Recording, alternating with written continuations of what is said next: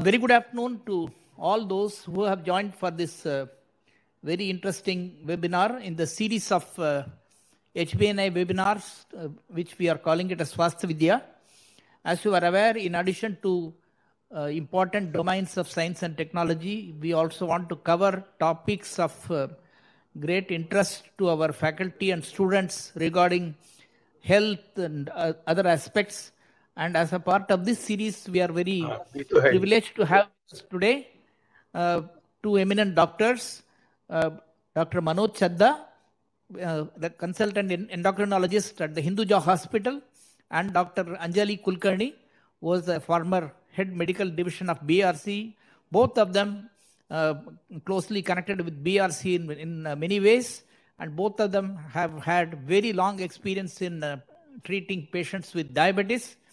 And it will be a great pleasure to interact with them and know from their experience about diabetes and what people should do for not getting diabetes and what they should do if they get diabetes. We have designed this program in a slightly different manner. There will be some brief presentations by both the doctors, following which we will have an interactive session. We have a moderator with us, Dr. Shukla, who would post the questions to them online. Of course, all the participants are also welcome to post their questions either in the WebEx or the YouTube mode. We will be happy to put up those questions to the doctors for their response. So I think without much delay, let us start the discussion. So the floor is now yours, Dr. Chadha and Dr. Kulkarni. Dr. Kulkarni would first make a very brief presentation.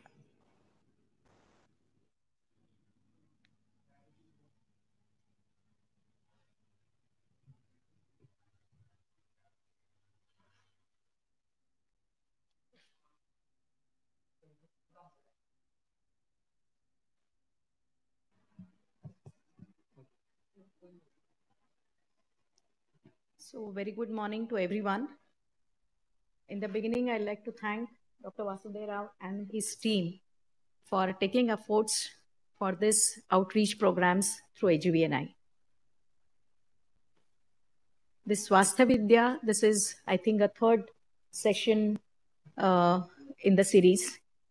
And I'm very happy to join today's webinar along with Dr. Manoj.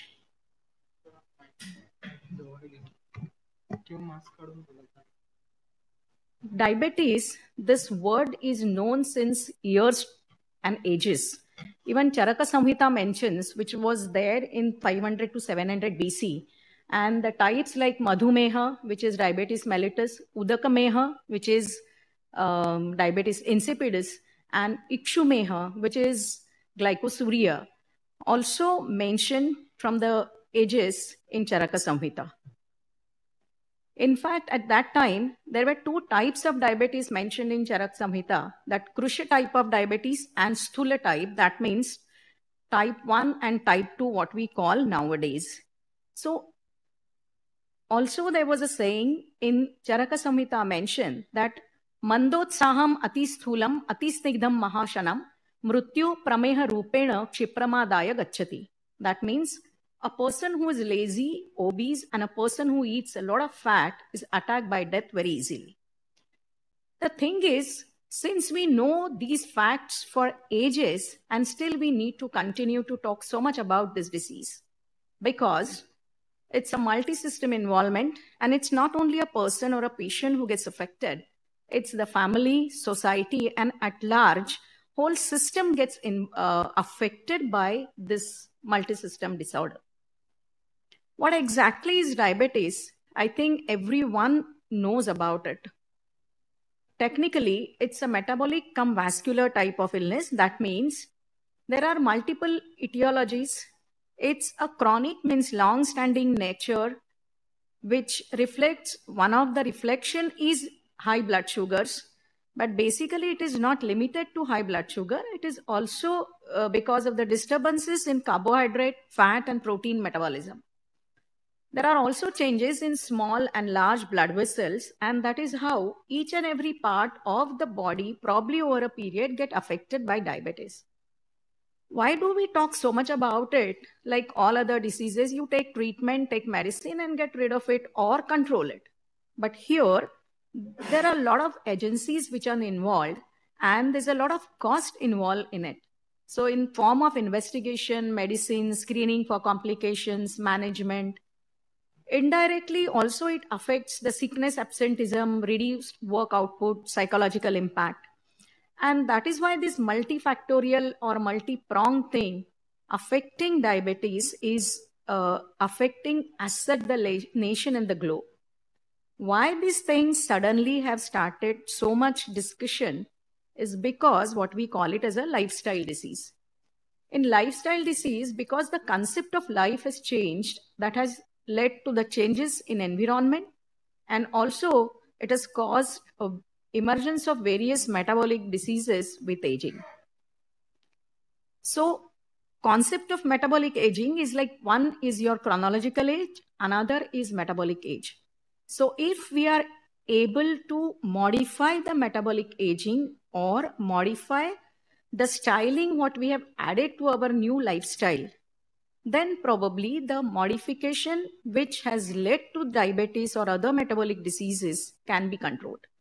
So this much is the severity of happening in the field of diabetes. Such a large volume of diabetics are getting added every time. So what are the changes which has happened in the lifestyle is our traditional lifestyle has changed into a newer type of lifestyle.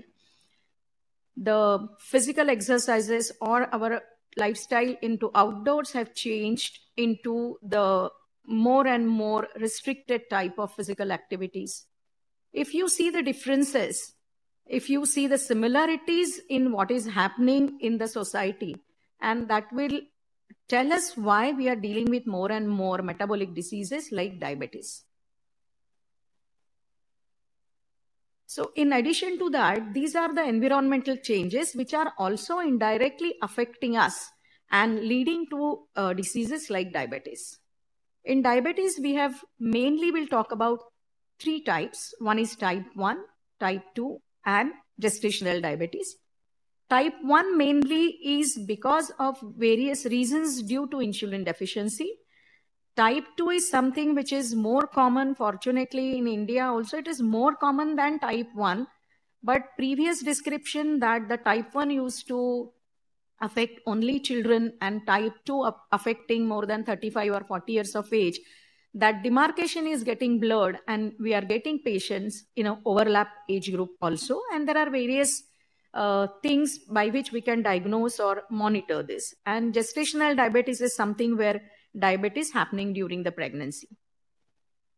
So these are the types of diabetes. Type 1 is because of beta cells destruction. That means there are two or three types of beta cells into the pancreas, as we all know that it's a deficiency of insulin and which leads to formation of diabetes to a person. In type 2, there may not be a deficiency of insulin amount as such, but there is an insulin resistance. That means a resistance to the action of insulin, which leads to the deficiency in availability of insulin to the cell. And there are other specific types and gestational diabetes. So what exactly diabetes does it? So what we are seeing is a smaller rectangle, which is a glucose molecule or energy, and the cell. So insulin works like a watchman, which allows glucose to enter the body cell. And this regulation is done by insulin. And in type 2, this regulation mechanism of insulin is disturbed. And that's why, in spite of having insulin in the body, it may not be available for the cells for its body function. So these are the symptoms. Because of diabetes, the blood sugar goes high in the body, and there are many other changes which happen, which reflect into formation of various symptoms. There's an excessive hunger, because even if the insulin is available, insulin doesn't allow your energy to work for the cell. So body is deprived of energy. There is unexplained weight loss, excessive urination. The urine which contains a lot of sugar causes osmosis and it leads to excessive urination. Tiredness, because your body cells are not getting enough energy, and because of the sugar available, which forms a good nidus for the bacteria, there is infection. And most of the time, diagnosis comes as a surprise. If you are checking for some incidental checkups, and then we disbelieve the report, the high values doesn't suit us. But please do not do that mistake. Please trust the report. If at all you need, you may cross-check it, but most of the time it comes as a surprise. This is multi-system involvement because of the vessels involved, about which Dr. Manoj is going to speak in detail. But diabetes affects various parts in body. We call it as omnious octate, so that it is the muscle, kidney, heart, liver, all these things are affected because there is insulin resistance in type 2 diabetes. So that is how, even if the insulin is available, there is high sugar which is available, the body is still deprived of energy. So what can be done for this? So prevention is probably the only cure. And how prevention at various stages, primary prevention, secondary and tertiary level, should help us to prevent a person or a family from getting diabetes. So to keep a track whether somebody is getting diabetes or not, who should check? Everyone who is having above mentioned symptoms, close relatives of diabetes patients. What we see is there is a hereditary in both the types of diabetes. Hereditary plays a major role, but in type 1, the environmental or other factors are more predominant than the hereditary factor. But in type 2, the hereditary factors are very high. If mother is diabetic, it is 40 to 50%. If both parents are diabetic, it is 75 to 80%. A person has a chance of getting diabetes. What we call it as primordial prevention is not to get a diabetes at all. That is probably an ideal or situation which is very difficult to achieve. And ideally, the marriages between two diabetic persons are not advisable, because stronger the family history, offsprings are more prone to get diabetes. And it sounds impracticable, as I mentioned, because it is difficult to get diabetes or pre-diabetic family which do not have this in the family. That is not possible probably in this era. So these are various types of preventive steps one can take in diabetes. Especially, I will like to just add one word in this, gestational diabetes, that women's health is very important from the time of conception of the baby, and giving the best possible environment and tight sugar control. Even if you are not a diabetic, other factors of management we will see in the later half of the session.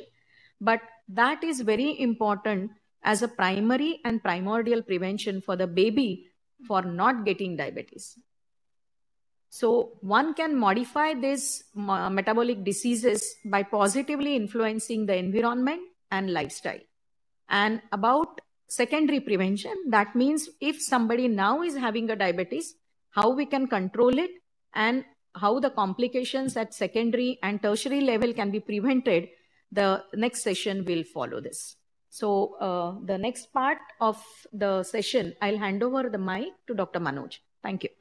And we'll be taking question answers at the end of the session, because we will try to cover common queries in the brief session which we are giving, and the rest all we can discuss in the interactive session.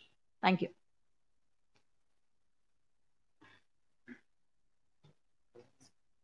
From this you can change.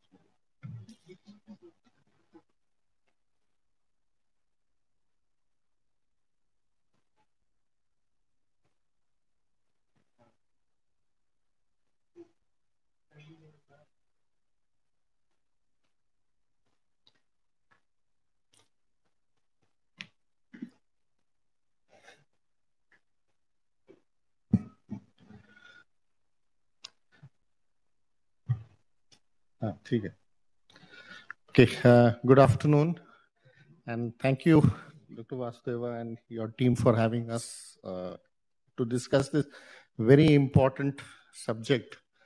And I've been a student of diabetes since 82.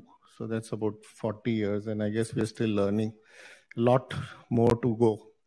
But things have changed, We used to be taught that 1% of the rural population of India above the age of 20 and 2% of urban population has diabetes. 40 years down the line, we are teaching that about 15% of the adult population, urban population, and about 7-8% of the rural population. So rural population is not lagging behind. That is also getting worse in terms of number of diabetes cases. But what has happened in addition, probably 40 years ago, we didn't talk about it. There is a condition called pre-diabetes. And the number of pre-diabetics is equal to the number of diabetics. So you can do your mathematics, 15% adults, another 15% pre-diabetics. I'm not talking about type 1 diabetes here. So at least 1/3 of Indians are affected with the problem of glucose metabolism. And we like to use the word dysglycemia because that tells you some degree of glucose metabolism abnormality. As Dr. Kulkarni said, the insulin is either deficient, we call it type 1 diabetes, or insulin is there but not working properly, that is type 2. And then she used the word GDM, gestational diabetes, which is a big problem. 9 to 10% of pregnancies end up with GDM. And we are not worried about the lady. The lady will become fine. GDM means after delivery, she becomes fine. What we are worried is she has given birth to a baby who has 40 to 50% chance of getting diabetes later in life. And if that child is a female child, she is carrying eggs, which is already exposed to high glucose. And so that one lady, her child, and if that child is a girl child, then her children also are affected. That is the seriousness of the problem. And that's why we need to tackle GDM very, very aggressively. So looking at diagnosis, because we need to have numbers. 30, 40 years ago, one scientist from one country was using one set of normals. The other scientist from other country was using another set of normals. So now WHO has standardized everything. To not complicate things, let me tell you that fasting glucose values less than 100 is normal. And a postprandial glucose value less than 140 is normal. What is abnormal? Not 101. What is abnormal is fasting more than 126 and postprandial more than 200. So in other words, there is a normal, there is an abnormal, and then there is a gray zone in between, which is called as pre-diabetes. Fasting between 101 and 125 and postprandial between 141 and 199. So this is very clear. That doesn't matter which country you are in, which city you are in, which laboratory you are working. This is standardized by WHO now. So that's, I think, one of the important carry homes, because different labs here sometimes write different numbers. So don't go by that. Okay. And we like to use the plasma blood. Some people use glucometers at home. That is good for monitoring, but not for diagnosis, because diabetes is a lifelong label. We don't take it easily. We like to have 2 sets of abnormal readings on 2 different occasions. Or if the patient is symptomatic, as Dr. Kulkarni mentioned about unexplained weight loss, thirst, polyuria, itching, fatigue, plus 1 abnormal reading, we take it as diabetes. But if the patient is asymptomatic, more than half the patients are asymptomatic, at that time, then you need 2 abnormal readings. Now, what is this fuss about diabetes? Like I said, half the patients are asymptomatic. Then it's not like corona that everyone is worried they get fever and they'll infect other people. Why should we worry? The problem about diabetes is not the glucose, but what comes later on, and that's complications. The morbidity that is attached to diabetes is huge, and the mortality also increases. A diabetic is going to live at least a decade less than a non-diabetic. And when we talk in terms of complications, what I say and tell my patients is it can affect every organ system in your body, right from the head to the toes. every organ system, whether it is the heart or the brain or the eyes or the kidney or the blood vessels or whatnot. And I'm going to spend maybe 2 or 3 minutes on what is most important, and that's about feet. I'll show you why. So that's eye involvement, diabetic retinopathy, nephropathy, kidney involvement, vasculopathy, cardiomyopathy, and the legs part I'll tell you.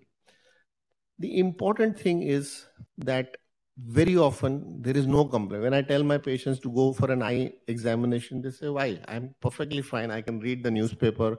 I can put the thread through the needle. Why do you want me to go to the eye doctor? No. When the complications start in the early stage, whether it is the eye, the kidney, the heart, if you catch them, they are reversible.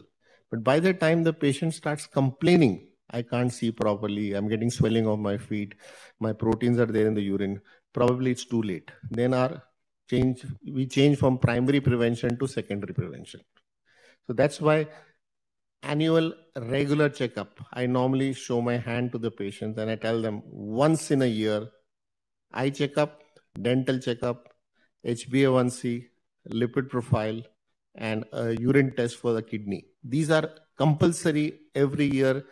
You have to get it filled in your report card like you were doing it in school to pass. Okay, and we say that it is consistently high blood glucose levels, but that is only part of the story, because there are some patients who will tell you, I have never had high blood sugars. I've always been very well controlled. Why should I get complications? And then there are others who will tell you, I've never been controlled. I've done all the wrong things, but I have no complications. So there is a metabolic part of the complications and there is a genetic part. And unfortunately, we're not very clear about the genetic part. So I mentioned about eyes, kidney, heart, brain, and whatnot. But I'm going to spend 2 or 3 minutes extra on the feet because this is one of the most preventable complications. Large number of patients actually get foot involvement. And if you go to a surgical ward in the hospital and you find someone with a non-traumatic amputation, so traumatic, anyone can get it, but non-traumatic amputation, these are patients who are either diabetic and or smoker. I'm going to talk about smoking a little with the foot, but I tell my patients smoking is terrible. 1 diabetes and 1 smoking. Smoking means anything, tobacco form. 1 plus 1 becomes 11. They don't become 2. And like I said, these are either smokers or diabetics.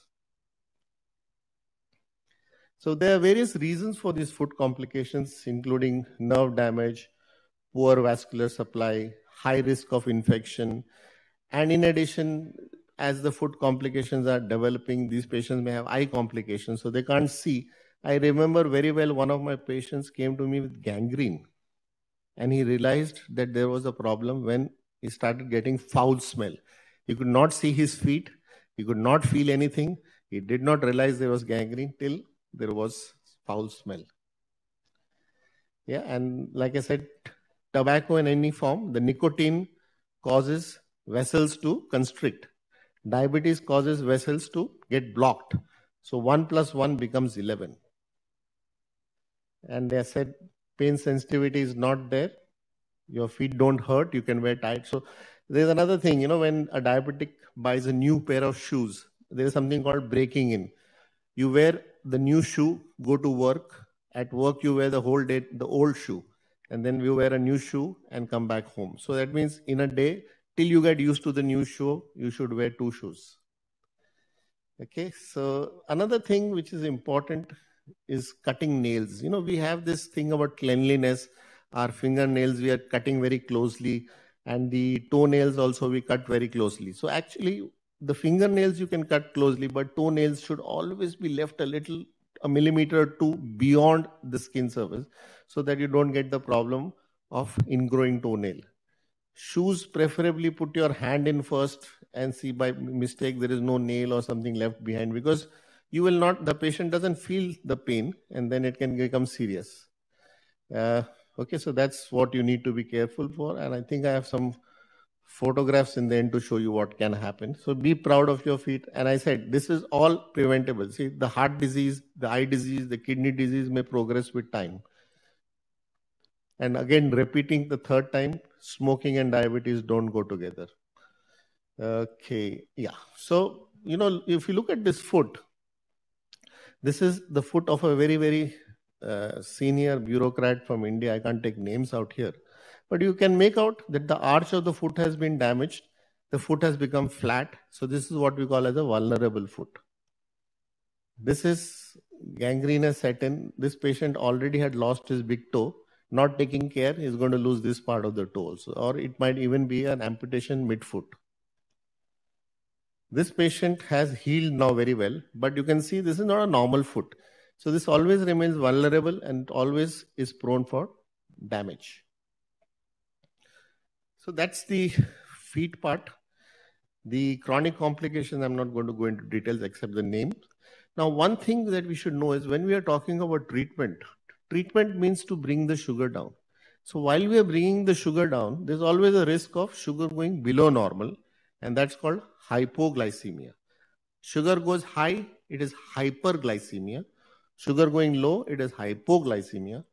And you get this feeling, as if you're drunk.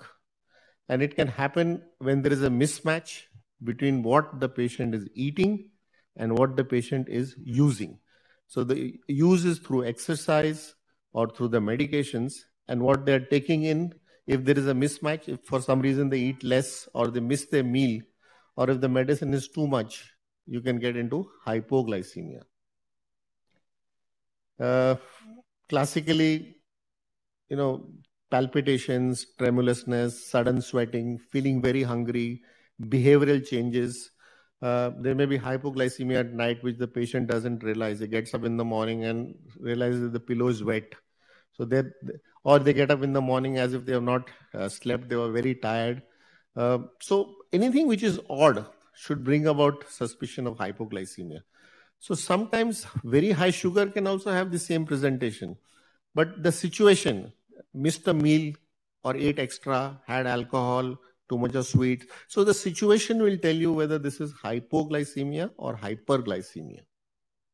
If you are confused, you're not sure what is happening, treat it as hypoglycemia, because if you treat hypoglycemia, you can save a life.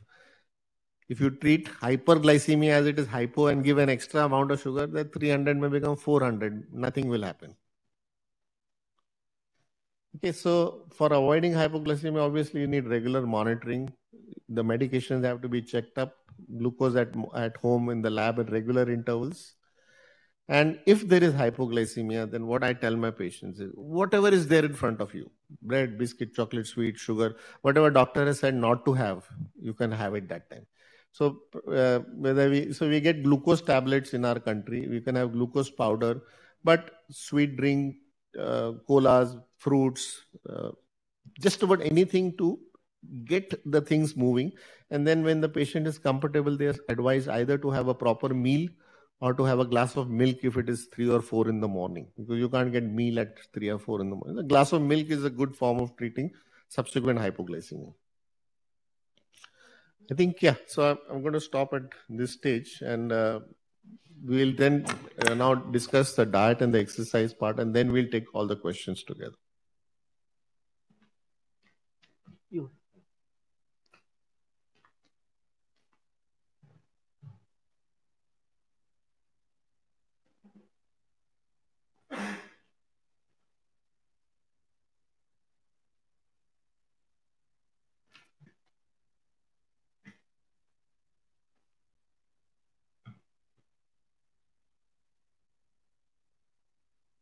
This is probably the post-lunch session. So changing of speakers is good for keeping everyone awake. Yes. So, see, diabetes is such a vast subject, as we have mentioned, that it just affects each and every part of the body. It is very difficult to cover most of the things in 1.5 hours. But the general advice remains same for this metabolic disease: to avoid complications or to manage and avoid even acute and chronic complications. So there are risk factors which are modifiable, and there are some risk factors which you cannot modify. So for getting diabetes, if you have age, genetics, environmental factors to some extent, maybe are beyond your control. So we call it as non-modifiable control. Because your genetics you can't change. If your both parents are diabetic, you can't change that. But definitely the modifiable risk factors can be 100% positively modified for a person who has diabetes. And as we have already mentioned, that the offsprings of these parents are having high chances of getting type 2 diabetes. So the modifiable risk factors have to percolate in the lifestyle change in the management of house also. So for the person, weight control, tobacco and smoking avoidance, alcohol avoidance, and behavioral modification, and certain changes in the pattern of the house timetable. So a healthy diet plan, a house, like the children in the house, everyone can be, there has to be a habit in the house of a healthy diet plan. Because when we really talk about, we do remember, yes, this type of vegetable my mom used to make very nicely. That means what your mom has taught you, you can still remember. So the certain habits like adding extra sugar to the milk, adding too much of factors like Complan, Bonvita, or other additives to the children in the morning, all those things parents at home can modify these habits. And this is a healthy diet plan, because whatever you eat, there is a common question or a common explanation which people give is that we don't eat sugar. But whatever we eat contains a lot of sugar and carbohydrate. That is the reason we have to monitor the portion of food which we are eating. So if it's a thali, any traditional Indian diet is very well balanced, whether it is Maharashtrian or South Indian or any other type of diet. These diets, if we stick to that, and there are a lot of varieties in that diet also, but these type of diet definitely gives a healthy portion in the house, and it's the parent who has to modify the habit in the house so that that becomes a lifestyle. That is what we call it as the lifestyle. So the food culture in the house has to have what we call it in Marathi is Paka Kala Shastra and the Ahar Shastra. I mean diet and your cooking skills. Both the things also need to be practiced so that that becomes a practice in the house. Because there are so many distractions and food packages outside available, that this is a true thing, that people who are fed by food industry which pays no attention to health, and health industry cannot control the food. So that is how we are affected by these distractions, which are very difficult for anyone to control, but we'll have to make that home culture or food culture of the house. And there are many exchanges available. So even if you practice the diet part which is healthy, it does not become monotonous also. So these are various types of oils which are available in the market. There are various types of additives like fenugreek seeds, flax seeds, garlic, onion, Indian spices, and all those things. They are additive. They add flavor to the diet. So in addition to our available food, these things can be liberally used to make the diet fancy as good as palatable. And foodstuffs which have low glycemic index. Glycemic index means a capacity of a food to increase blood sugar. So if you take ganne ka juice, the sugar will rise very fast. That is not good for the body. If you take something which is absorbed, then assimilated, then goes to the blood, that type of food is preferred, that we call it as a low glycemic index. So these are different types of food stuff which are available. So whole meal, sprouts, the cereals without removing the husk, these are all low glycemic index food stuff which are good for the body. Just for example, I am giving rough idea of commonly taken food stuff. Samosa, kachori, vada pav, jalebi, and modak. So I've just given few examples. These are the food stuff which we offer to someone as a guest or a celebrate birthday parties. So offering such high index food or food which is containing so many calories, we have to really think whether we are celebrating a birthday or we are adding problem to the person. Another important factor which we have to see in addition to weight is waist-hip ratio. The waist-hip ratio is another important marker for the health. Dr. Manoj is going to speak about, he has mentioned, emphasized on smoking, but those who are chronic smokers, if they can remember this figure, I think it will help them to reduce smoking definitely. Air pollution, these are environmental factors probably beyond our control, but smaller things like this dioxin or burning garbage in the backyard and all those things we can definitely stop, because somewhere these environmental factors are affecting us. They enter the food chain, and these metabolic diseases do have some role. They get affected by these type of environmental factors. Another important factor for diabetes and other metabolic diseases is 6 to 7 hours of good sleep is very important. These are the millennial habits which are additive to the increasing incidence of diabetes. Diabetes, hypertension, sleep apnea, or obstructive sleep, they all go hand in hand. So in addition to all these symptoms of diabetes, obesity, excessive weight, bloated tummy outside, and sleep disorder and snoring, these are all modifiable risk factors which a person has to take care. And the stress-related diabetes, stress can be anything. So that depends upon your reaction, how to modify that. About yoga and other part of exercise, Dr. Manoj will speak about it, but that definitely helps us to modify our adrenaline responses, which over a period, consistently this type of personality definitely provokes additional complications in diabetes. So as I have mentioned, many things together, many factors together have to be handled. So it is diet, it is lifestyle modification, and that has to start from utero.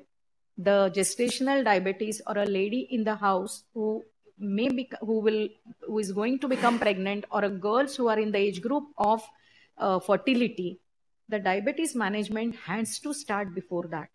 So the childbearing age group of the woman is very important as a primordial prevention for diabetes, who is going to affect the generations of diabetes. So the diabetes is not only a disease of a person, it's developed because of the cultural modifications or probably certain deteriorations in our lifestyle, which has led to this diabetes capital for India. Though our life expectancy is better than previous years, we are very much low in the life expectancy. Even Sri Lanka has better life expectancy than India, which is something which we have to worry. And for Indian, the diabetes affection for complications is practically a decade earlier. If a Western country person developing diabetes with complications, say at the age of 60 or 65, we are seeing patients at the age of 40, 45. Unfortunate incidences where father is getting his son for ICCU admission, and these are not rare situations. So definitely these things, we have to take it seriously, and the culture in the house, the office workplace has to become little more friendly for exercises, or you have to get up, try your mobilization. In children, when I have shown the picture for COVID, now we are totally homebound. So encouraging children for all this, and all these modifications in detail, Dr. Manoj will tell. So thank you very much from us. And we understand it's a large topic concised in very small time. So we'll be answering your queries if certain things are not covered in this. Thank you.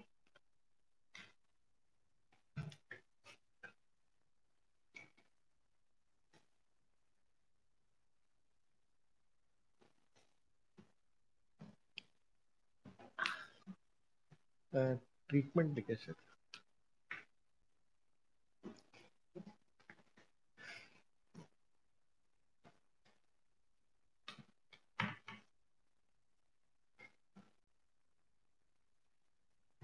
I think Dr. Kulkarni has told us about the diet part. What I like to tell my patients is one very simple statement. Follow the traditional Indian diet and you can't go wrong.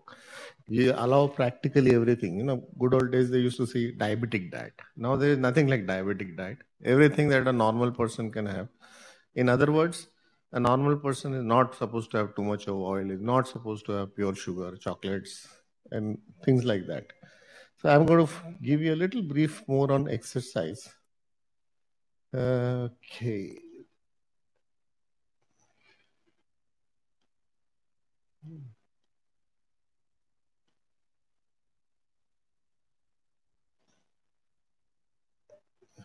So a lot of people ask about alcohol.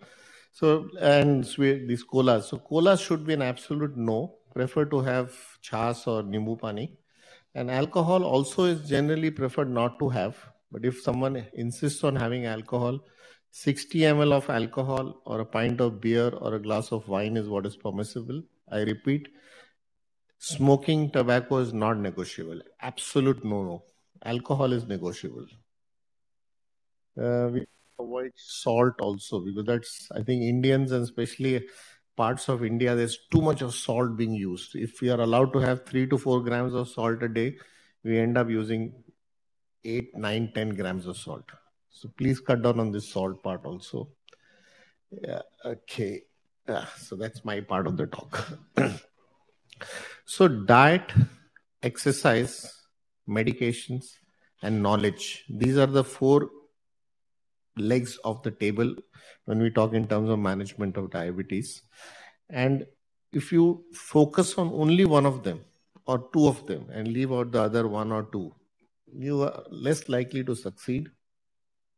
So along with diet part, lifestyle was very clearly mentioned. I think sleeping for 7 to 8 hours is what is required. You don't sleep well, you get up with high sugars, the sugars remain high for the rest of the day.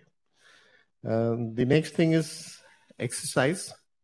And probably we are looking at one part is weight maintenance. So if you're overweight, you want to get back to the normal weight. And at the same time, if you're underweight, so it's not surprising. A lot of Indians are actually underweight. So we want to bring them to normal weight. And exercise is a way to do something good for yourself and to have fun while you do it. So that's the important part. It should not appear as a punishment that the doctor has given to the patient. You can have enjoyment, fun, and how you go about it, we'll see what are the options that we have. So whether it is outdoor exercise, I think the traditional thing is going for a walk, 30 minutes, 40 minutes preferable, at a decent pace. We are not saying you have to go for a jog or a run, but at a decent pace where there is some amount of sweating and there is an increase in heart rate. Then you know that you're at a decent pace. But at the same time, if there is a partner, a friend, someone along with you, you should be able to talk with that person. We don't want that sort of exercise where you are uncomfortable, because you don't know, a lot of diabetics have underlying heart disease which is not recognized, and we keep hearing about sudden death in diabetics. So that could be thing which you have to worry. So exercise will help you utilize the glucose which is there in the circulation. So Dr. Kulkarni talked about the glucose entering into the cell with the help of insulin. So exercise improves insulin sensitivity. It will help the glucose go into the cells. So the various body cells, whether it is muscle, fat, they will utilize the glucose and bring the sugar levels down. In addition, the quality of life, if the weight comes towards ideal body weight, the person feels so much better, lighter, and can achieve so much more in a day's work instead of feeling tired, restless, sleepy.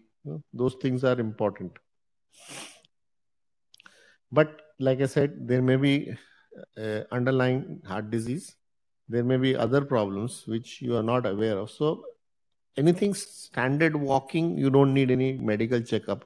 But if you're going in for something rigorous, cycling, going to go in for heavy swimming or some game like tennis or badminton where there is going to be a exertion, then it's always better to get a simple ECG and a evaluation by a physician before you start your exercise. One more point, which is not very important when you're talking of type 2 diabetes, but poorly controlled type 2 diabetes and type 1 diabetes.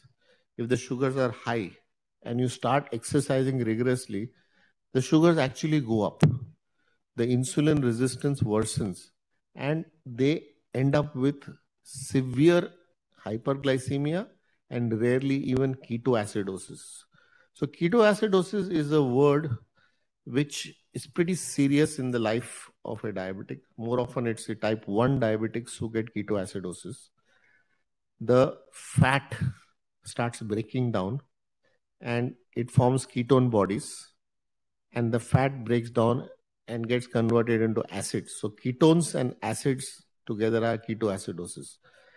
Ketones by themselves are not bad. They're actually good food for the heart, for the muscle.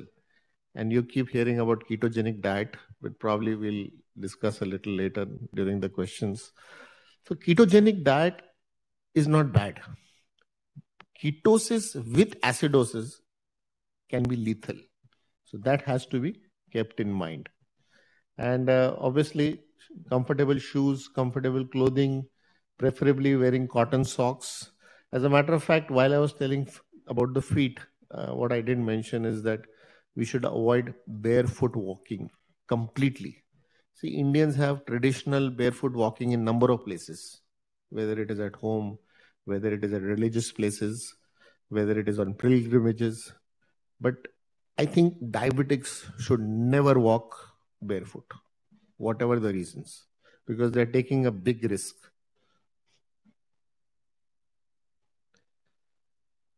When it comes to management, we talked about diet, we talked about exercise. The important thing then is medicines. I'm not going to give you too many details, but we have tablets in different forms with different forms of actions.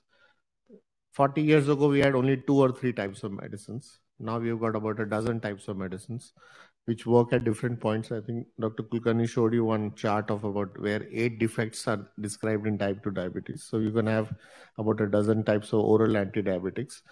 The bottom line here is to either increase the insulin production or whatever insulin is there to improve its action. So either we call it as secretagogues, make more insulin, or insulin sensitizers, make the insulin which is already there work better. These are the 2 broad groups. And we also use oral hypoglycemic. That means drugs which will bring about sugar to come down irrespective of your baseline sugar, or we call it anti-hyperglycemic. That means if the sugar is high, it will bring it normal. But if it is already normal, it will not take it below normal. So these are smart drugs, like you have smart phones and smart other thing technology. Even in medications, we've got smart drugs which will only bring the high sugar down to normal. And so they are obviously safer because the risk of hypoglycemia becomes less. Can tablets compensate for a dietary sin? So very often they say, doctor, I have to go for a party. Can I take extra half tablet?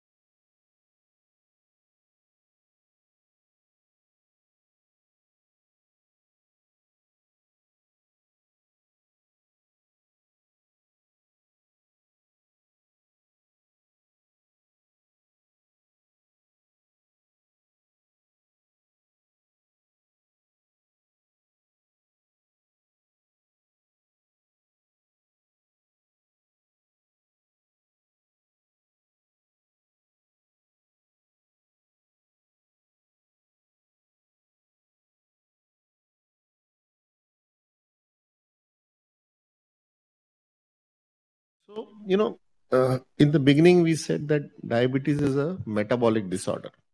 The other thing important to know about diabetes, it's a progressive disease. So often patients,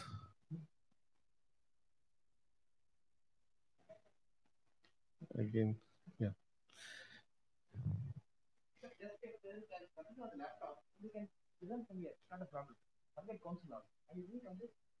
Yes, sir. That's all. You can sit here and continue. Okay, okay. Don't worry. You can hear without this mic. Only this is not functioning. Net is on. Okay.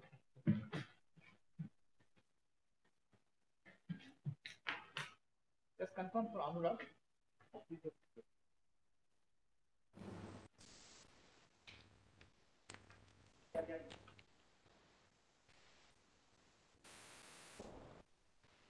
Okay. So the important thing to remember is that diabetes is a progressive disorder.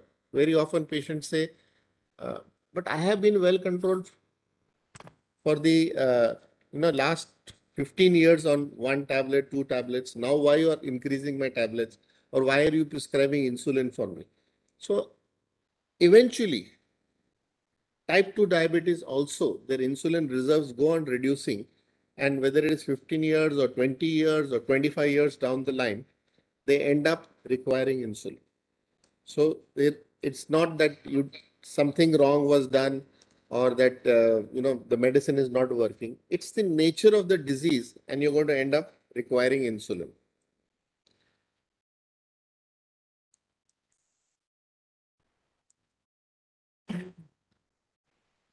So it's a good idea to keep talking to our patients that there is a possibility 1 year down the line, 3 years down the line, 10 years down the line, and insulin is not a punishment. It is not something which is bad. It is probably the best, one of the best things that you can do for your patients.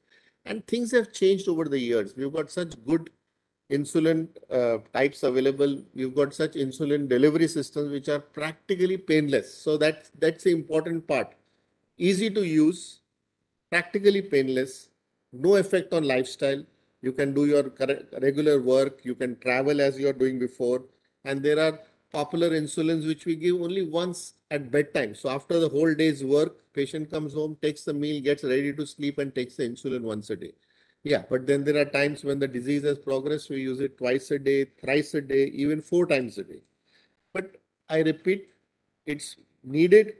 Please use it. Don't run away with it. Patients have got certain misconceptions about diabetes and insulin. They feel that it is something that has to be used in the end. So if you're on insulin, that means it's the beginning of the end. Now all the problems are going to start. As a matter of fact, there are some studies from Far East which say that every type 2 diabetic start with insulin for the first few weeks, their diabetes goes into remission, or they are very well controlled even on half or one tablet. So when needed, we do tell our patients, please go ahead with insulin. Okay, so traditionally we are taught that type 1 diabetes patients are the ones who need insulin. But again, as I mentioned, long-standing type 2 diabetics need insulin, pregnancy and diabetes. So whether it is gestational diabetes, that means diabetes for the first time in pregnancy, or a diabetic lady becoming pregnant, you need insulin, we give them through the pregnancy. If patients require operations, we give them insulin for a short time. I've told you about hypoglycemia, so we don't need to repeat that. I think those have been covered up by me earlier. But one thing is very clear. I tell my patients that you want to travel, you can sit in a bullock cart, travel slowly, very rare chances that you'll have an accident. You want to move with time, you want to move fast, you want to move in one of the latest cars. If you don't follow rules, there is always a chance of accident. So the same thing with insulin, with the new anti-diabetics. If you don't follow rules, you don't eat on time, don't take your medications on time, you don't monitor your sugars, you can have an accident. So that we try to tell our patients, don't get worried. It's not so bad. And hypoglycemia, more often than not, is managed at home. It is very rare that the patient loses consciousness or patient can't take something orally. Then they need to be taken to the hospital. Otherwise, most of hypoglycemia can be treated at home. In between, I did mention, so again, I put it up here for everyone to see. Once a year, every diabetic should have their glycosylated hemoglobin, lipid profile, and we call something as urinary microalbumin or urine albumin creatinine ratio. So these are the tests that you can do to find out how your biochemistry is. Eye examination is a must, and dental checkup is also must once a year. If there is a problem, obviously doctor will tell you to do it more than once a year, but this is for normal, absolutely fine type 2 diabetics. They must do this regularly. I think we have sort of tried to give the brief overview, and we'll be happy to take questions.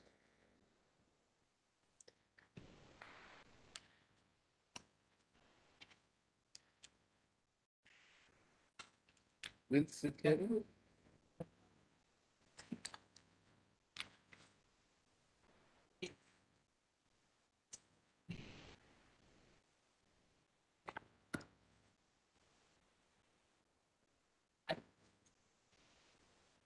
Yeah, she can also come here.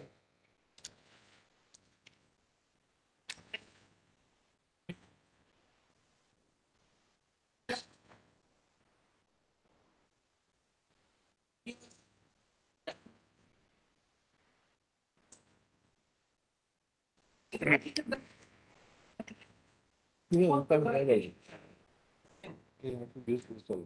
So, okay, that's a very interesting question. Try to understand one thing. We said diabetes is a metabolic disorder and there is an element of genetics. Genes don't change in 10, 20, 30, 50, 100 years. They take million years to change. What has changed in us in the last 40, 50 years? Probably our affluence, our lifestyle, our cooking style, our eating habits.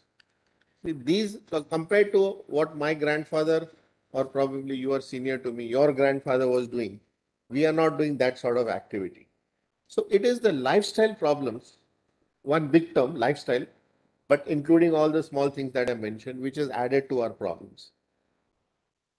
We have overtaken the whole, we are, although we call ourselves diabetes capital, but we are second to China. And they're saying maybe in a decade or so we'll overtake them. Nothing to be proud about.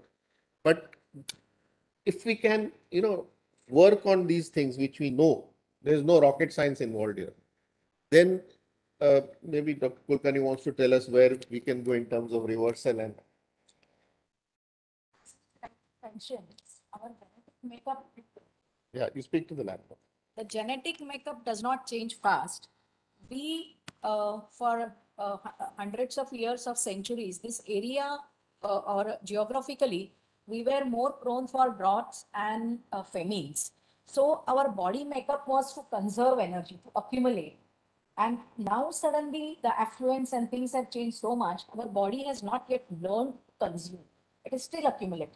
And that's the reason the calories, if there are more calories than what we consume, they get accumulated in various parts of the body. We call it as like there is a fat accumulation in liver, non-alcoholic fatty liver disease, or it gets accumulated around the pancreas, visceral fat.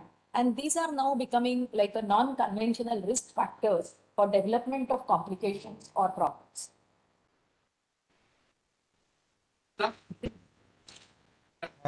Then lifestyle changes completely reverse the effect diabetes too.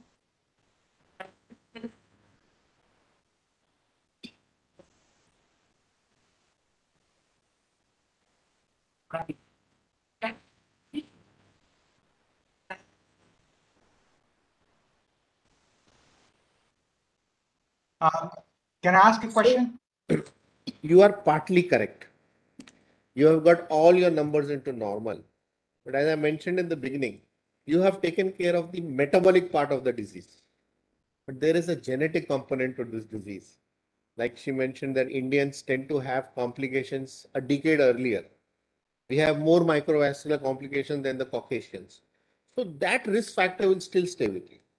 You are much better than a counterpart, your colleague who is not taking care of his sugars, whose HbA1c is 7 plus.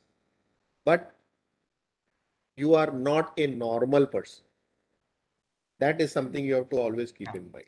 Yeah. Thank you. Thank you. Yeah, because my mother had diabetes, so I did, but it went out of control in the beginning. Thank you. Sir, very good talk. Thank you for the nice talk to ma'am and sir. Actually, I want to ask for ladies, it is a common symptom. Ma'am, the first question I'll ask that is from the chat box. That can lifestyle changes can reverse diabetes, type 2 diabetes especially? Yeah. I think partly the question is linked with the question asked by Dr. Rao. So we are talking in terms of reversal, that means controlling most of the factors related to blood sugar and other factors. But the factors which are non-modifiable risk factors will still remain. So it will be a partial reversal or postponement of the complications. So if somebody is destined to have it, say at the age of 55, with his lifestyle modification, a tight control of sugars, very regular diet and exercise pattern, he may develop after 5 to 10 years, which is a good enough addition of quality of life.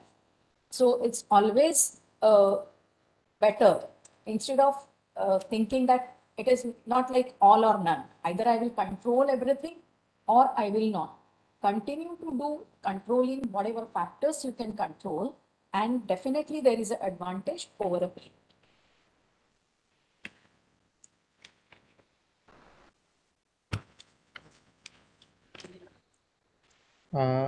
Ma'am, the first question is whether we should call it diabetes as a disease or a malfunction of a body. So I think the right word is that it's a metabolic disorder. Now you want to dissect it and make it a disease or a malfunction. Everything is correct in that, you see. But you have to take it as a disease.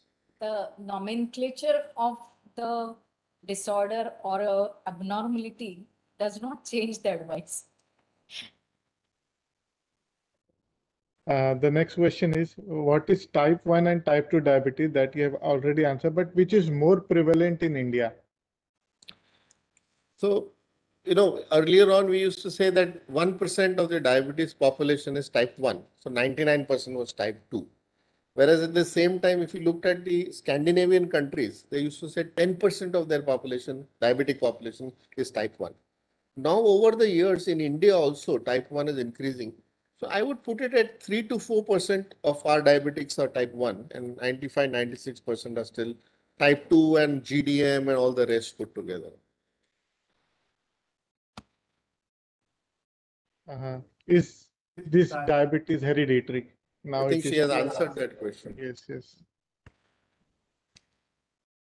So there is one more question where one person is asking, what all can be causes for diabetes to set in?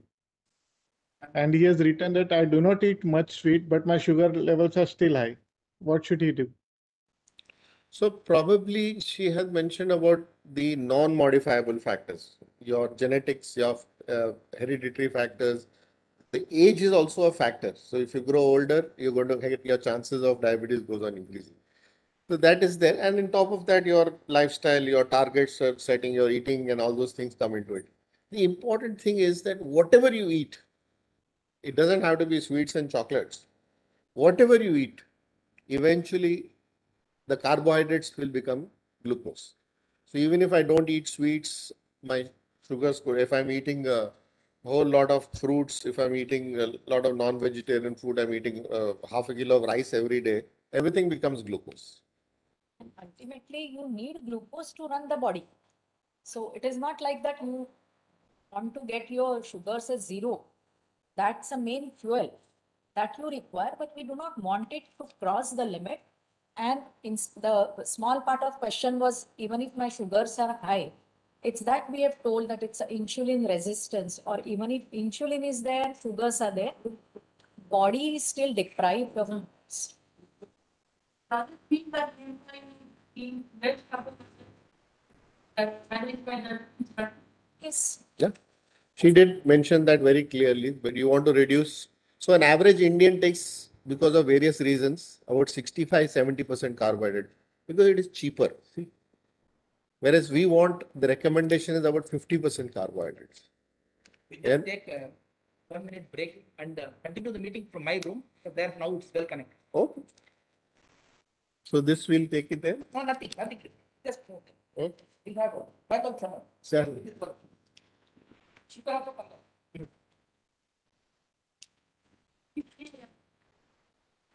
Sir.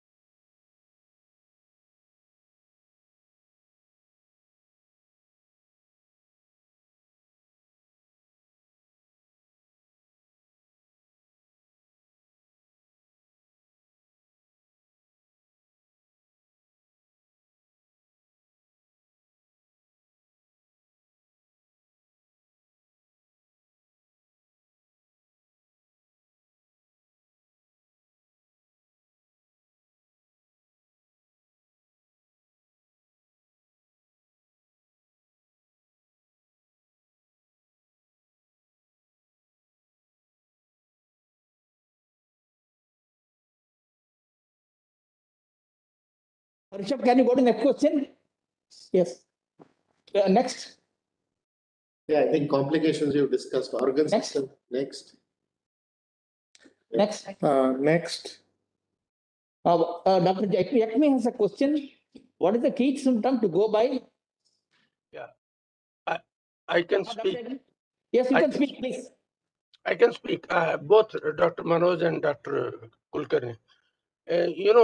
Typically for type 2, I'm talking of type 2, if suddenly there is a super hypoglycemia in the middle of the night, it happened once, that's why I'm asking, but what is the key factor to observe as a symptom which calls it is an emergency rush right now to hospital? Did you hear? Was I audible?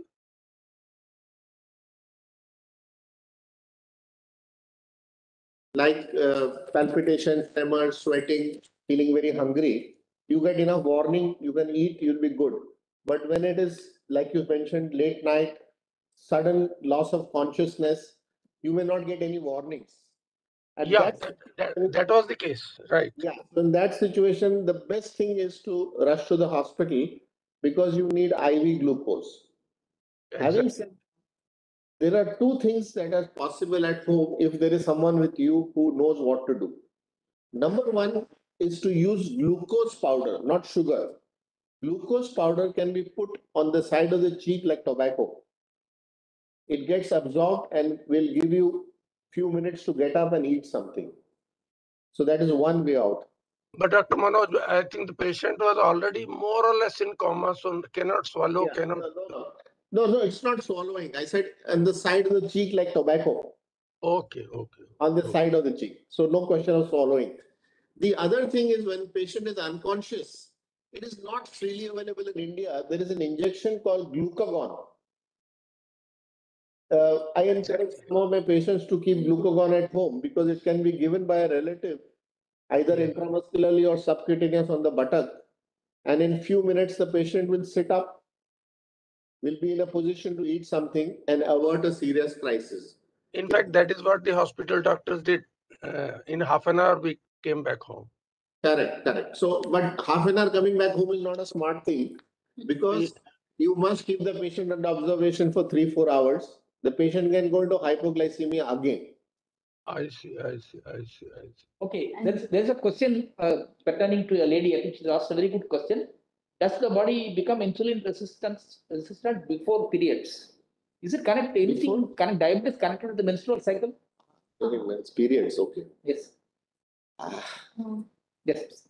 See, basically, there is again a metabolic disturbances and the hormonal disturbances or modification, I can say, during the cycle. The similar changes also can happen even the mid-cycle. So during that period, yes, sometimes the requirement can go high. In addition to that, it is a stressful period relatively. So that also can cause little increase in the requirement of medicine or insulin if somebody has this problem. Yeah, it is Manjulata Sahu. I think she's from BARC. She's asking, is the hormonal change before periods make body insulin resistant in ladies? Resist. My sugar level always remains around 300 throughout the day, even if I increase the insulin intake. Probably she's having a lot of discomfort, which is adding to the complications. Yes. Then there's a question, how effective are the available tablets, syrup, powders in various brands in treating diabetes? So if you're going to talk about the standard allopathic medicine, I can make a comment on it because I can't go beyond allopathy. Yes. And the tablets, the insulin, which is available are very standard, very safe. And you don't, the only side effects that you're worried about is either allergic reaction.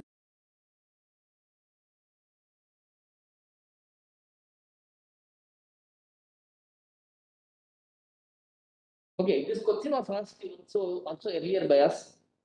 What kind of research is going on now? What are the developments in the recent years in transplanting pancreas? Will that help? Yes. So to whom you do? It's not going to be common. It's going to be very rare. So pancreatic transplant has been around for maybe 3 or 4 decades. There's nothing new about it. And when you talk to my surgeons, they say, oh, we can do the procedure is not a problem. The problem is getting pancreas and then keeping the host body from reacting to that foreign pancreas. So there is something which is very famous called the Edmonton Protocol. And we do that for patients, not only pancreas, then we do generally it's done pancreas kidney transplant. So it's a advanced type 2 diabetes with kidney problems, with eye problems. They could do a pancreatic kidney transplant. Probably if you're asking about research, what is very interesting is islet cell transplant. Where, so islet cell transplants, where, you are not taking the whole pancreas. And again, you need cadaver pancreas, maybe 2 pancreas for one person's islet cell transplant. So it's not very easy. As of now, it is restricted to only some countries of the world. We do talk about in India, but we've still not been able to do a islet cell transplant also or a pancreatic transplant as of now. Okay, you mentioned that nowadays medication has developed so much that you can do with 1 dose of insulin in a day.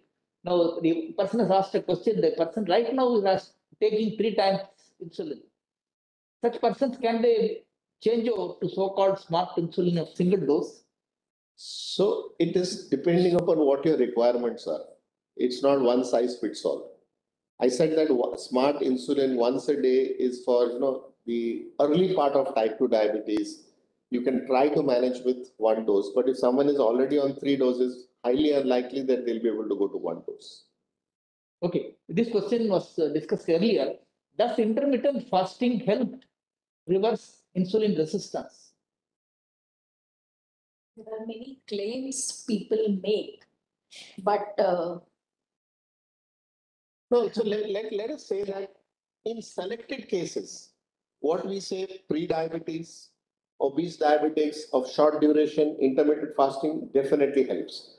But to say that it's blanket, like a calorie restriction. It's like a calorie restriction. So you can't make a blanket. Like for example, the lady who's on 3 shots of insulin and says, I'll go intermittent fasting, she'll end up in the hospital in no time.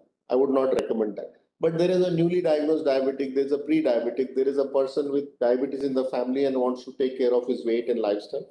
Please go ahead and do it. At the end of the day, research has shown whatever term you use, intermittent fasting, ketogenic diet, this diet, that diet, Mediterranean diet, what is important is the calorie restriction. And at the end of the year, what matters is calorie restriction. Some people lose weight faster, like if it's intermittent fasting or high protein diet or ketogenic diet. Some people lose weight slow, but like I said, at the end of 1 year, if you try to analyze, everything works the same. So there is one question, that there are various checkups you mentioned that are understandable, but he could not get up about the dental checkup, why it is required. Just like we don't have complaints of eye and we say do eye checkup. Similarly, a lot of problems start in the mouth and you don't realize that you have a problem. So one of the things my professor used to teach us is you have a poorly controlled diabetic and you can't find the reason. Look inside their mouth, look inside the ear. Those things are hidden. And that is why I make it compulsory that you must go for a dental checkup. Gum infections are very common, and nowadays infection and inflammation basically triggers a lot of inflammatory reaction in the body. So infection anywhere in the body, however small it is, once it flares up, can give rise to serious complications in diabetes. Sir, COVID has infected significant population in India. Is there a possibility of them getting diabetes? Yeah, unfortunately, you have raised a very important question. COVID started off affecting the lungs, then it went to the heart, and now it's going to the pancreas. So we are seeing new cases of diabetes after COVID. We are seeing worsening of diabetes after COVID. My only optimistic note is that most of it is reversible. So let's wait. So a pregnant lady having night blindness during pregnancy, does it indicate that she is having diabetes? So traditionally, night blindness is associated with vitamin A deficiency. I think that's the first thing to check out. And so what is your suggestion for pre-diabetics? Whatever we talked about, reversal of diabetes, diet, lifestyle modification, weight control, calorie restriction, and regular physical exercise. On an average, if you reduce 100 to 150 calorie intake per day, over 1 year, without doing anything else and a regular small walk, you will be losing 5 kg in a year. So losing weight also is not that very difficult.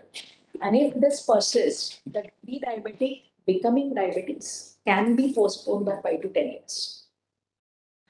And is stem cell therapy effective in type 1 diabetes? Well, as of today, there is no proof for it. Okay. There are a lot of claims, but we have not seen it in our literature. Okay. So the next question we will take from the source slide. Yeah. Why do I feel very low in body energy in spite of my body having such a high glucose?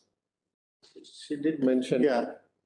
That your insulin, if a person is diabetic, the main reason to get diabetes, what we call, is the ineffectiveness of the insulin, even if it is available in even large amount. Hyperinsulinemia also is known.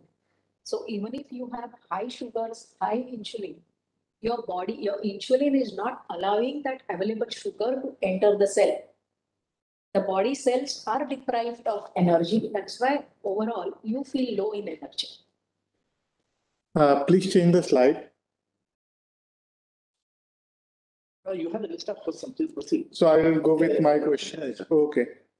So, what is the recommended diet for diabetic?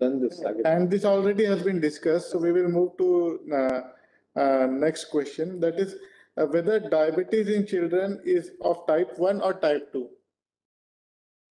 So traditionally, it has been type 1, but now we see type 2 diabetes in children also. So yeah, but if it's diabetes in the first 10 years of life, it is always type 1.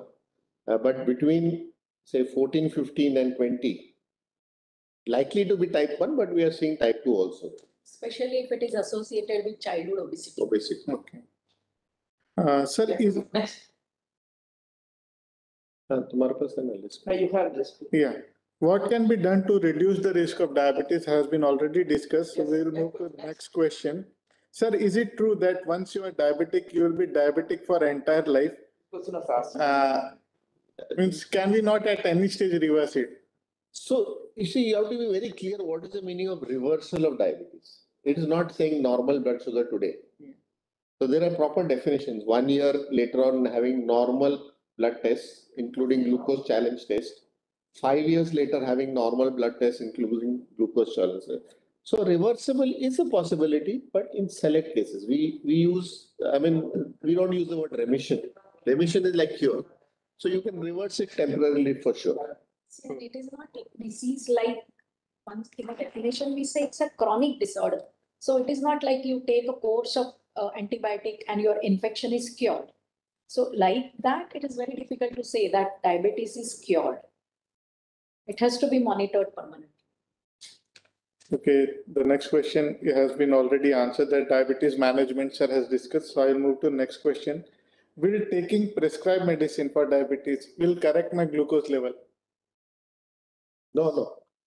It'll correct your glucose level if you take medicine, diet, exercise, and all the lifestyle changes that are recommended. So it becomes a part of diabetes management. Even medicine is an important pillar that. Sir has already mentioned there are 4 steps. Yes. Prevention, diet, medicine, exercise, and lifestyle modification. So all the 4 steps have to be followed. So for a diabetic patient, what is the best or assuring criteria to judge the improvement in a patient?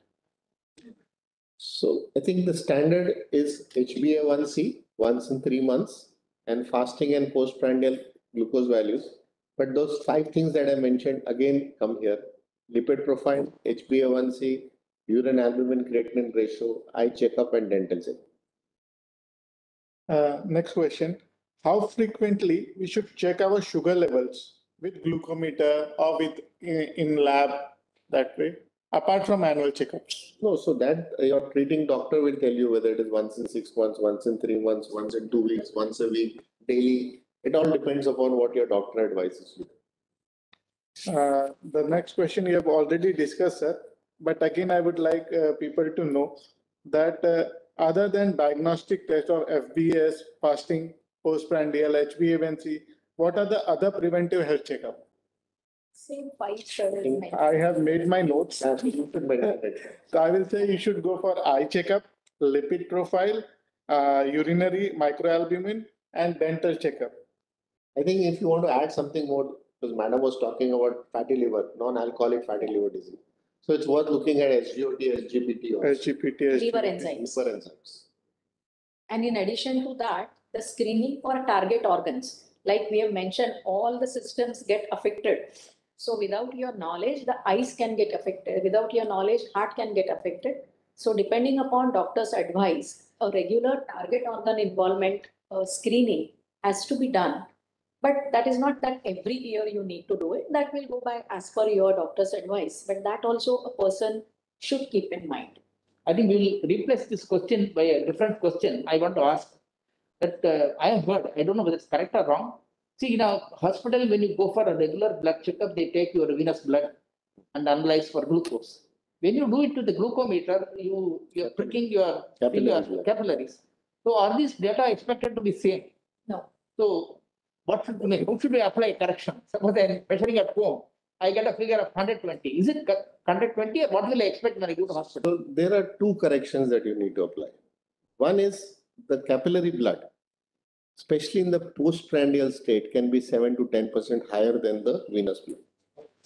The second is that the glucometer, next question that is there, the glucometer reading can vary. When I say vary, I'm not saying it is error. I'm saying vary plus minus by 15% from the true value.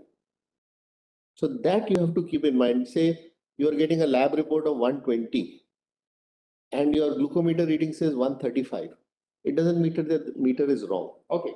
If your lab report is 300, your glucometer reading can be plus minus 15%.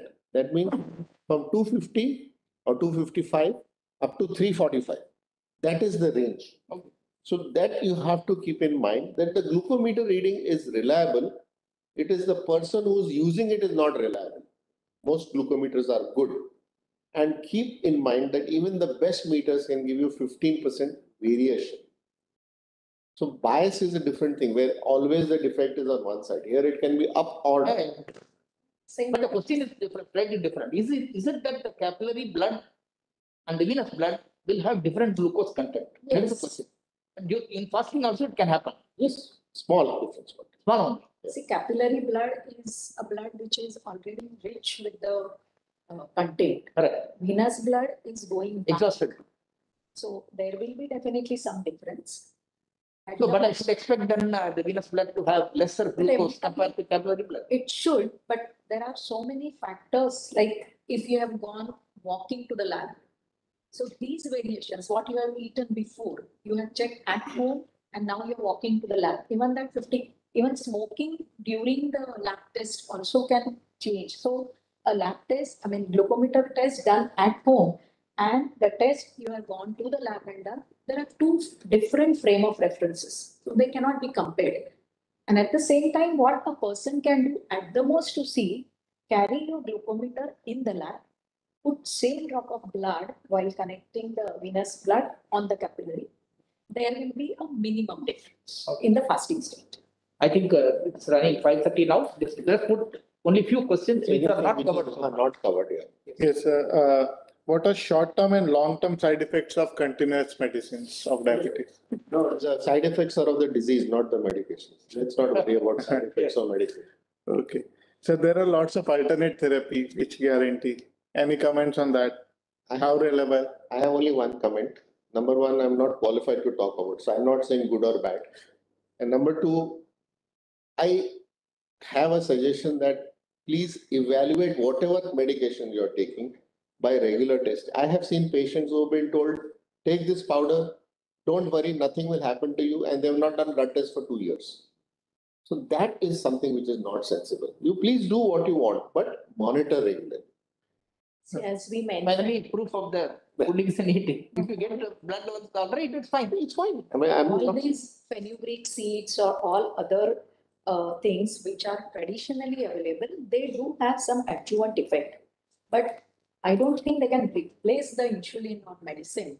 So that monitoring has to be done. Sir, moving to next important question. There are lots of sugar substitute in market. Aspartame, sucralose, stevia, xylitol, erythritol, fructose syrup. Which sugar substitutes are recommended? Or anything not recommended. In my practice, except for children and pregnant ladies, I let my patients have any one of these in moderation. Yeah, maybe 2-3 cups of tea or coffee is fair enough. Probably of the lot, stevia is a natural sugar. You can use that little more sparingly, but there's nothing wrong with the other synthetic sugars also. I will ask a more philosophical question. See, we know the country is in the grip of diabetes now, very large number of them. We are also being told, when I read some common literature, you can correct me if I am wrong, the body does not really require the sugar in the white form as such. The quantities which you are eating, that much is not required. You are getting it through carbohydrates many other ways. So why is it that in the country still there is no movement towards sugar-free food? In the sense, I asked, for example, when I go to airlines, I ask them, why are you giving this orange juice with sugar? Half the people here are diabetics. You should give sugar-free. Shown one slide where the food factory doesn't look at health and the health agency does not look at food. That's what are the economics part of it, which medical fraternity probably wherever you go, they should give coffee and sugar separately so that you add only just the right amount. Same But is true that culture's not come up still in the country, that people are taking merrily. We are very hung up on that taste thing. Yes. The same thing is for artificial sweeteners. Nothing like developing a low sugar or no sugar test. Yeah, once you have a taste because there are reports that over a period, these things do cause some, triggering some other obesity related or factors which are responsible for ill health. So best is to develop the culture of low sugar and no sugar. Like he has mentioned about salt, which I missed actually. The salt which we take, we need to have achar, we want to have papad, we want to. So whatever we want to have, that has to change. Just one or two more questions. Yes, sir. So one is, are muscle weakness and morning body pain common in diabetes, and what should I do to get over this? A typical patient question. So I guess if you're not controlled, these are common things. And what you should do is get your diabetes under control. I thought somewhere I saw a mention of vitamin D and B12. Yes, sir. Probably that could be your last question. So why I need vitamin B12 and vitamin D as a supplement with my diabetes medicine? So vitamin B12, okay, D I will take, is essential for every organ system in the body. We are traditionally are taught vitamin D and muscle, vitamin D and bone, but actually every organ system in the body has D receptors. So nature has put it there for some reason.